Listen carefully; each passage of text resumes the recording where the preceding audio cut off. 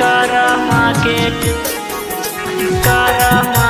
डरिया presented by Rama Films। मंझला भैया लागो हकई, मंझला भैया लागो हकई करमा के डरिया। कौन भैया लाबो भाई पोखर पर से मटिया, कौन भैया लाबो भाई पोखर पर से मटिया, कौन भैया लाबो है करमा के डरिया, कौन भैया लाबो है करमा के डरिया।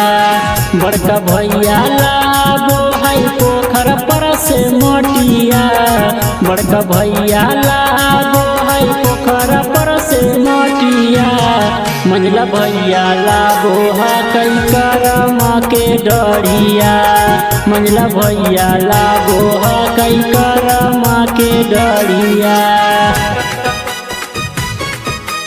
करमा के डरिया मंझला भैया लागो हकई, मंझला भैया लागो हकई करमा के डरिया। कौन बहिन बनाबो हकई शिवा के बसहबा, कौन बहिन बनाबो हकई शिवा के बसहबा, कौन बहिन पूजो हकई करमा के डरिया, कौन बहिन पूजो हकई करमा के डरिया। रखबा बहिन बनाबो हकई शिवा के बसहबा, निर्बा बहिन बनाबो हकई शिवा के बसहबा, पूजबा बहिन पूजो हकई करमा के डरिया, सोनिया बहिन पूजो हकई करमा के डरिया। करमा के